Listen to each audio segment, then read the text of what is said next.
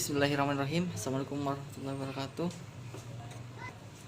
Perkenalkan, nama saya Syahrial. NIM 10596119317 dari kelas 6 PB. Baik, kali ini saya akan menjelaskan di video ini tentang tugas terakhir saya di mata kuliah AMDAL atau analisis dampak lingkungan oleh Bapak Yusnan Junais. Baik, di mana tugas membuat video yaitu tugas pertama, tugas praktek AMDAL pertanian, di mana penjelasan pengantar tentang AMDAL. Jadi AMDAL merupakan analisis dampak lingkungan, merupakan kajian dampak besar dan penting terhadap lingkungan hidup, dibuat pada tahap perencanaan dan digunakan untuk pengambilan keputusan hal-hal yang dikaji dalam proses AMDAL, aspek fisik, kimia, ekologi, sosial ekonomi, sosial budaya, dan kesehatan masyarakat sebagai pelengkap studi kelayakan suatu rencana usaha atau kegiatan.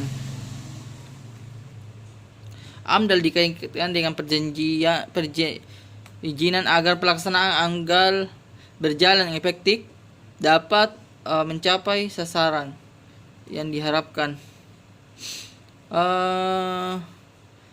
Definisi analisis mengenai dampak lingkungan, kajian mengenai dampak besar dan penting suatu usaha dan kegiatan direncanakan pada lingkungan yang hidup, diperlakukan bagi proses pengambilan keputusan tentang penyelenggaraan usaha atau kegiatan hasil studi mengenai dampak. Kemudian kedua, buatlah contoh kasus pelanggaran kegiatan usaha atau proyek dalam bidang pertanian, yang dimana pertanian, perikanan, perkebunan, dimana kemukakan bentuk kegiatan dari usaha tersebut dan jelaskan dampak penting yang ditimbulkan serta dampak terhadap manusia. Buatlah bentuk dalam presentase dengan durasi 10 menit atau sampai 15 menit. Jadi di sini Bapak terhormat Isnan Junais, saya mengambil tentang tambang yang ada di Takalar, yang sedang booming di Takalar, khususnya di kampus saya sendiri, yang dimana letaknya di Desa Kalkuang, Kecamatan Galesong Kota, Kabupaten Takalar. Sebelumnya, menurut Wikipedia, tambang adalah kosakata dari pertambangan, suatu proses untuk mendapatkan material yang terkandung di dalam bumi. Selain itu, tambang dapat merujuk pada suatu tempat tersebut, yang dimana pertambangan menurut Undang-Undang Nomor 4 Tahun 2009 tentang pertambangan, di mana pertambangan menurut Undang-Undang Nomor 4 Tahun 2009 tentang pertambangan mineral dan batu bara atau Undang-Undang Nomor 4 2009 adalah sebagian atau seluruh tahapan kegiatan dalam rangka penelitian atau pengelolaan dan pengusaha mineral atau batu bara yang meliputi penyelidikan umum. Saya ulang, di mana kegiatan dalam rangka penelitian, pengelolaan, dan pengusahaan mineral atau batu bara yang meliputi penyelidikan umum, eksplorasi, studi kelayakan dan konstruksi, kemudian penambangan, pengolahan dan pemurnian, pengangkutan dan penjualan, serta kegiatan pasca tambang. Paradigma baru kegiatan industri pertambangan ialah mengacu pada konsep pertambangan yang berwawasan lingkungan dan berkelanjutan, yang meliputi pertama, penyelidikan umum atau bahasa Inggrisnya prospecting, kemudian kedua, eksplorasi, pendahuluan, eksplorasi rinci, ketiga itu studi kelayakan, teknik, ekonomi, lingkungan, termasuk studi AMDAL. Kemudian persiapan produksi atau development atau construction. Kemudian penambangan, di mana pembongkaran, pemuatan, pengangkutan dan penimbunan. Kemudian reklamasi dan pengelolaan lingkungan. Kemudian pemurnian mineral, pemurnian melalui strategi ekstraksi, kemudian pemasaran, kemudian corporate social responsibility, kemudian pengakhiran tambang atau means close.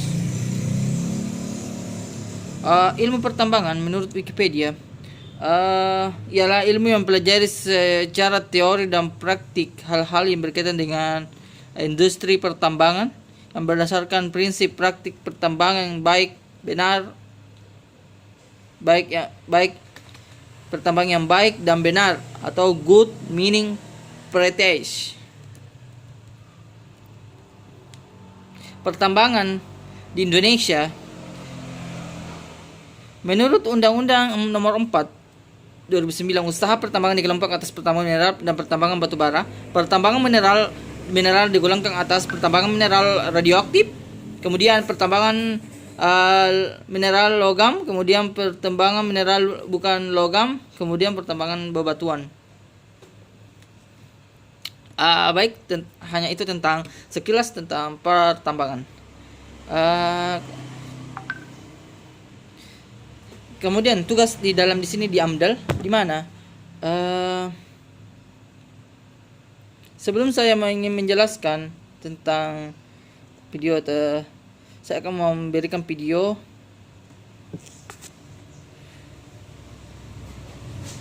tentang dampak-dampak yang dilakukan oleh selama tambang yang ada di desa saya sendiri, di mana Desa Kalukuang. Dan ini video tersebut.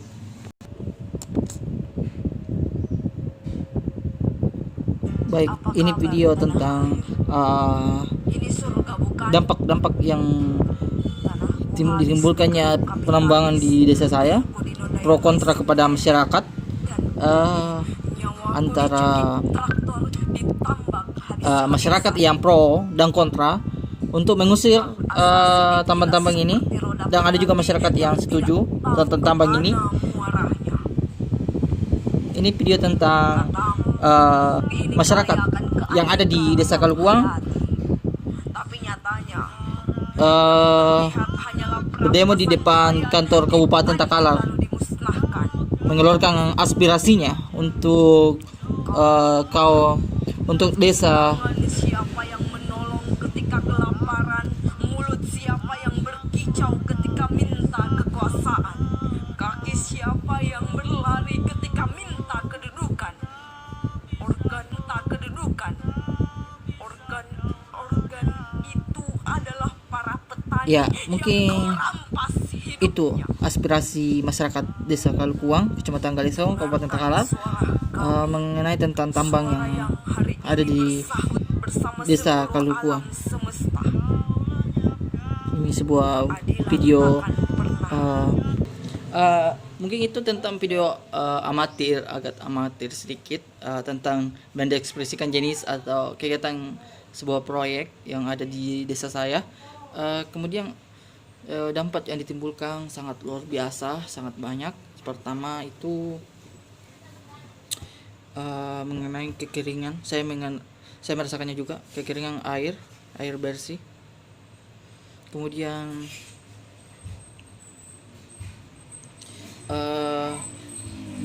musim juga tidak menentu. Kemudian jelaskan pengaruh dampak yang ditimbulkan terhadap manusia. Sangat banyak dampak yang ditimbulkan di dalam penambangan tersebut selama proses tambang, di mana karena dia melanggar, karena gelombang C juga dia gali, sehingga kami agak merasa resah. Pengaruh pertamanya itu kurangnya lahan bagi petani. Ya, itu sangat besar pengaruhnya, sehingga suatu saat nanti kelaparan akan terjadi secara besar-besaran. Walaupun di tengah pandemi ini, apalagi di tengah pandemi ini, kita harus bersabar. Setelah menelaah kasus, coba jelaskan sanksi atas pelanggaran yang dilakukan berdasarkan Undang-Undang PPLH dan Undang-Undang Isi Lingkungan.